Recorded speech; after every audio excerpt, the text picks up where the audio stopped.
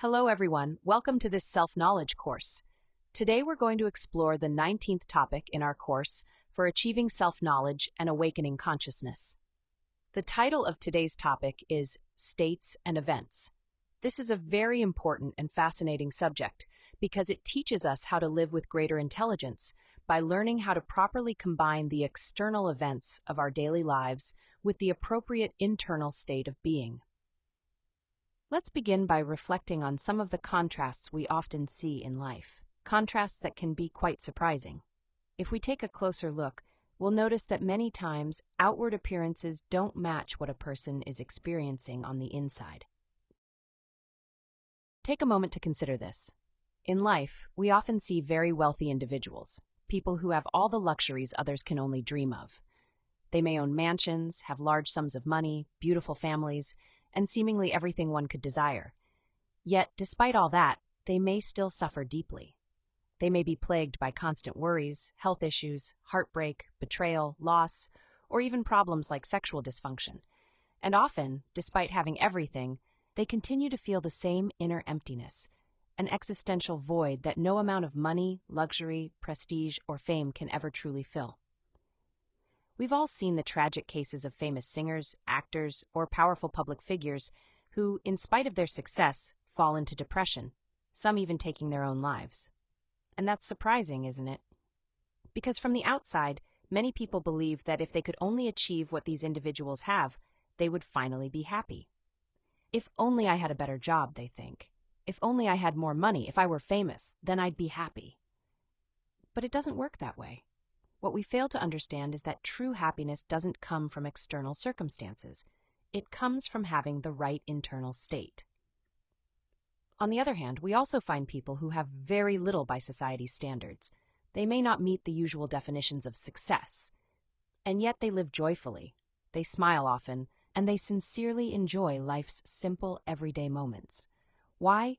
Because happiness doesn't depend on external events. It depends on our inner state of being. So let's dive a little deeper into this.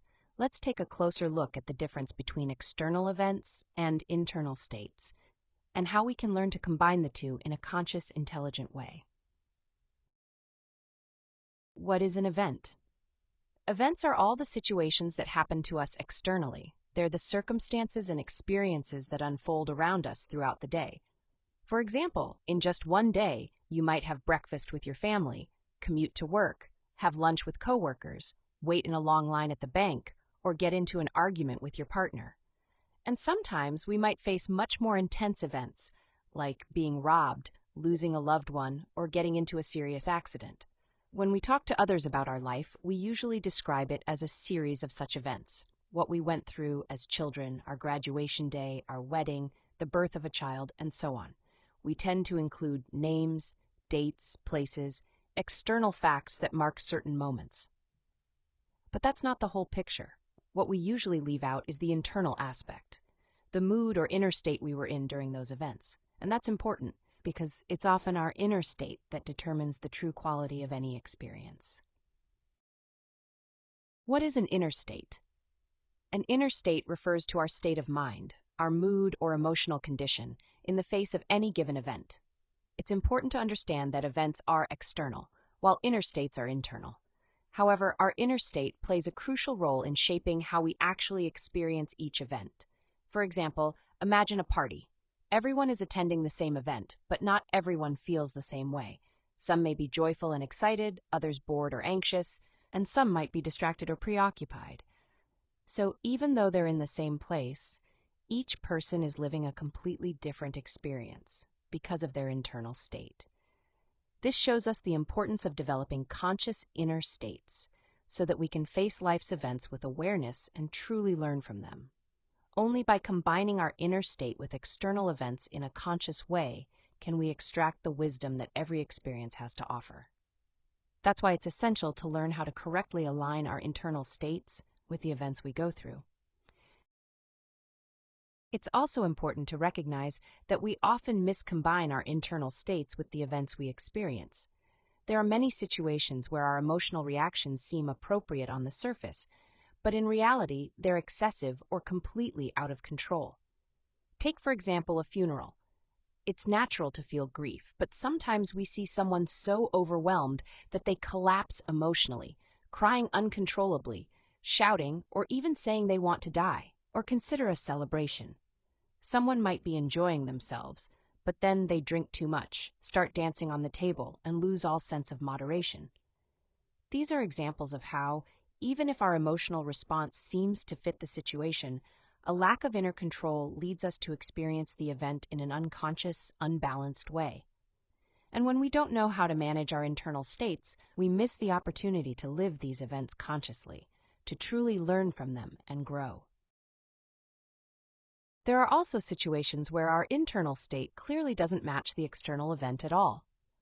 For example, someone might start crying in the middle of a joyful celebration, or someone might laugh and make jokes during a funeral. These mismatches are striking and often uncomfortable for everyone involved. If we take time to reflect on this, we begin to see that it's not just extreme emotions that cause trouble. Whether our inner state seems to match the event or not, if that state is inappropriate or unconscious, it leads to confusion, conflict, and emotional imbalance. This is one of the key reasons we so often fail to get the best out of life's experiences. We miss the valuable lessons hidden in each situation because our inner state doesn't allow us to face the moment with clarity and awareness. We also find that sometimes when long-awaited events finally arrive, they don't feel the way we expected. Something seems to be missing. Take the example of someone who has been dreaming of her wedding day for years, planning every detail so that everything would be perfect and magical. But when the big day finally comes, she's so caught up in the details, worrying about guests, the food arriving late, or the musicians not playing the right songs, that she can't enjoy the moment. What was meant to be a joyful and unforgettable occasion ends up feeling stressful, tedious, and even disappointing. On the other hand, there are moments that come without any planning at all, simple, spontaneous experiences that turn out to be deeply enjoyable and meaningful. Why? Because in those moments, we happen to be in the right internal state. That inner harmony allowed us to fully receive and enjoy what life was offering. We can also observe that many times the event itself is directly caused by the inner state we're in. For example, when we carry a bad attitude, that attitude can poison every event we experience throughout the day, turning ordinary situations into bitter and unpleasant ones. In some cases, an event as serious as someone's death may result from an inner state that the person was unable to change, perhaps a constant state of sadness or depression. Or maybe the person was overtaken by a strong internal state of anger or violence, and because of that, ended up killing someone or being killed. Even events like meeting someone who eventually becomes our partner might have happened because of the particular internal state we were in at the time, perhaps a state of lust or deep loneliness. And this is something truly important to observe. It shows us that the psychological defects we carry inside are the ones manipulating us. They create these mistaken internal states, and those states influence how we act when facing different events. In truth, we have no control over ourselves. Being in control is something very different. It begins when we stop allowing our psychological defects to drag us from one inner state to another. When we practice psychological death constantly, moment by moment, and allow our consciousness to express itself in each event we experience, then we're truly on the path to wisdom. A wise person can be cheerful but never overtaken by wild excitement, sad but never sunk in despair or hopelessness, calm in the midst of violence, moderate even in the middle of an orgy, chaste while surrounded by lust, and so on. To reach this level of self-mastery, we must learn how to correctly combine our internal states with the external events we face, because that is the only intelligent way to live. So, how do we correctly combine internal states with external events? Let's take a look at the steps that will help us achieve this. The first step is always self-observation, no matter the event, no matter the situation we're facing. Because only by turning our attention inward can we recognize the internal state we're in and the psychological defects causing it. Through self-observation, we might discover that we're anxious, overly excited, sad, angry, or afraid. Let's remember this important principle. We can only change what we're able to observe and understand within ourselves. The next step is to become conscious of the event we're about to experience, or that we're already experiencing, and then apply a logical confrontation. We must ask ourselves, is the inner state I'm in right now appropriate for this event? By doing this, we'll realize that the right internal state for any event always includes staying centered, fully present, in a state of inner peace, remembering ourselves, balanced, and in total control of our emotions, our mind, and our sexual energy. Why is that? Because only in this state can our consciousness truly express itself. And only by remaining in this state can we detect the psychological defects trying to make us react in the wrong way, pushing us toward mistakes. Once we've made this inner confrontation and identified the correct state for that event, the next step is to maintain self-control. We do this by practicing psychological death, observing and eliminating every defect that arises in our emotions and thoughts, and that wants to take over our behavior. That's how we remain in self-remembering, from the beginning to the end of the event. Let's take an example. We're going to a job interview. Through self-observation, we might detect fear, anxiety, impatience, or a sense of powerlessness. Or on the other hand, we might notice an idealized view of the job, a needy part of us wanting approval, or an self that wants to impress. All of these are defects. If we don't eliminate them, they'll take control, and our consciousness won't be the one experiencing that event.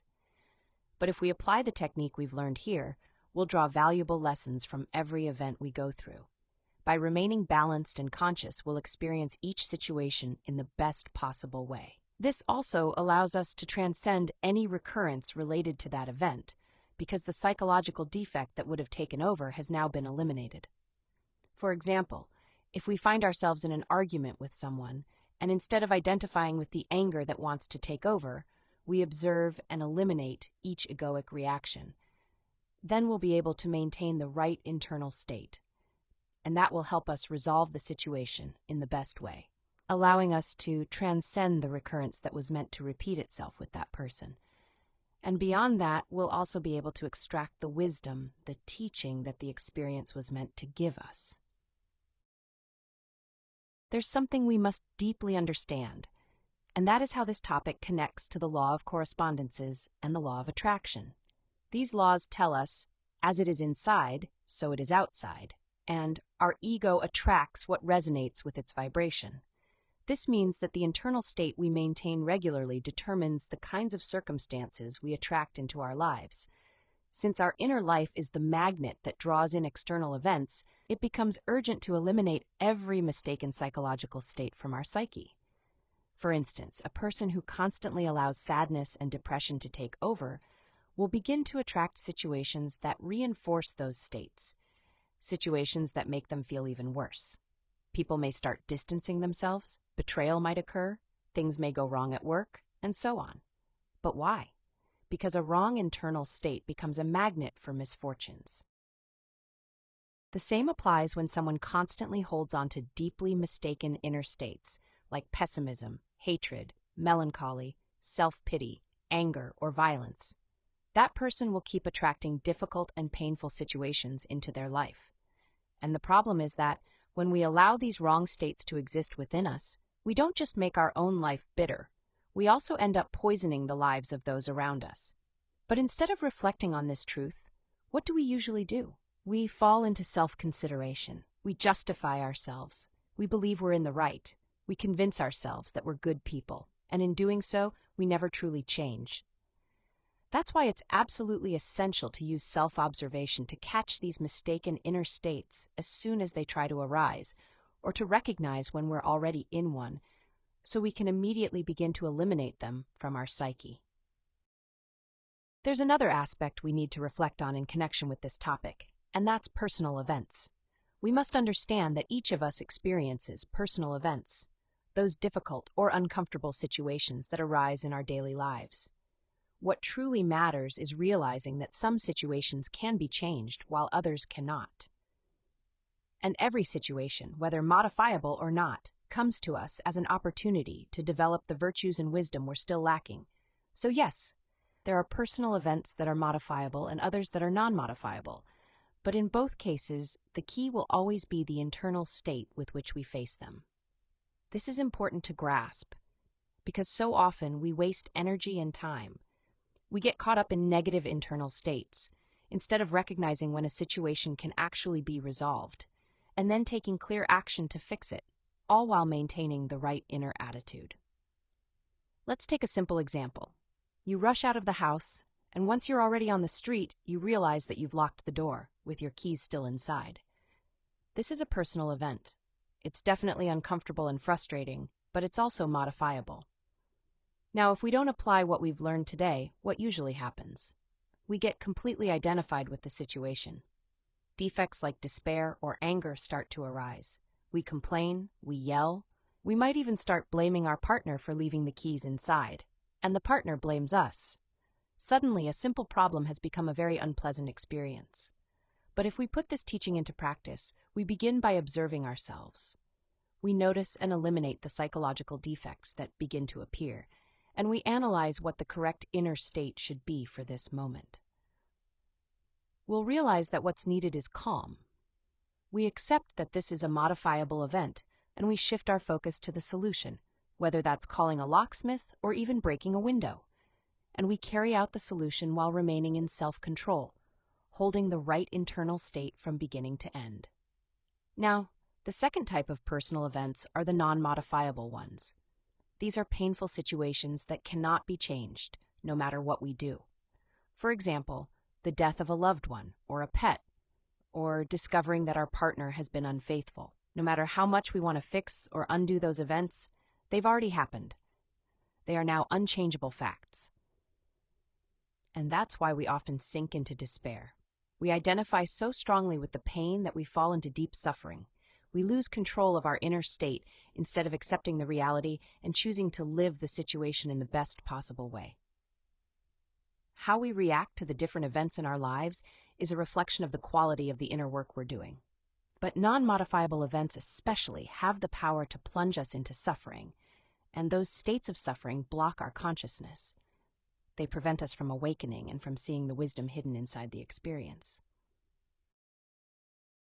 Whether the situation is modifiable or not, reacting the wrong way only makes things worse and can even lead to tragic outcomes. People who react irrationally to life's events can easily find themselves in a hospital, a cemetery, or a jail. Take, for example, someone who catches their partner being unfaithful. If they fail to maintain a correct internal state, they could lose control and end up committing a crime. Or someone who feels publicly humiliated or slandered. If they react impulsively, they could do something reckless that lands them in the hospital or behind bars.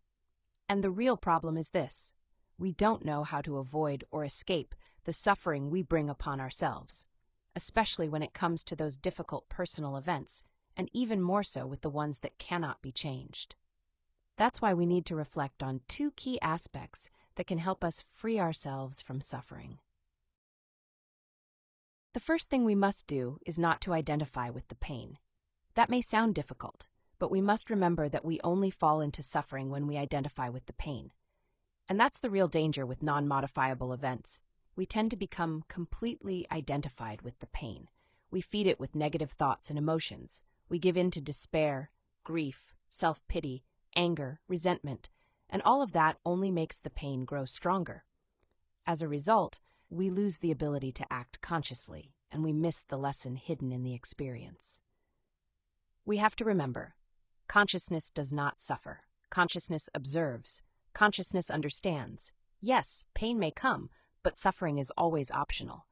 We'll discover that when we don't identify with the problem, when we don't get lost in it, the pain starts to fade. So what should we do? Put into practice what we've learned here. Maintain a correct internal state through self-observation and psychological depth. And every time pain tries to take us out of our harmony and serenity, we don't allow it. We ask for the elimination of every memory, every thought, every emotion, every sensation that tries to make us suffer. This allows us to stay in the present moment, here and now. The second thing is to reflect and understand that everything passes. Everything we've received at some point we will lose. Everything that has come into our lives at some point will leave. So clinging to things, refusing to let go, is what creates suffering. We must learn to see life for what it really is, a film made up of many scenes. When we view life in this way, without becoming attached to the scenes and while maintaining the right internal attitude, we can begin to learn from each event. Many people dream of escaping to a mountain or a monastery to find peace, happiness, or enlightenment. But the truth is this: only in the psychological gymnasium of daily life, with all its events and circumstances, do we find the right training ground to truly know ourselves, transform ourselves, and awaken. What truly matters is understanding this. External events are never as important as the way we react to them, and the most powerful weapon a person can carry through life is a correct psychological state. That alone is what guarantees real peace. This was the topic we wanted to share with you today. If you have any questions, feel free to leave them. We'll be happy to answer. I'd like to invite you to the next conference in the psychology pillar, where we'll explore the topic of our psychological country. In that session, we'll dive into the importance of living in the present moment, of letting go of the illusion that we're already good people, and of shifting our center of gravity so we can begin the return to the absolute. Don't miss this fascinating topic. Until next time.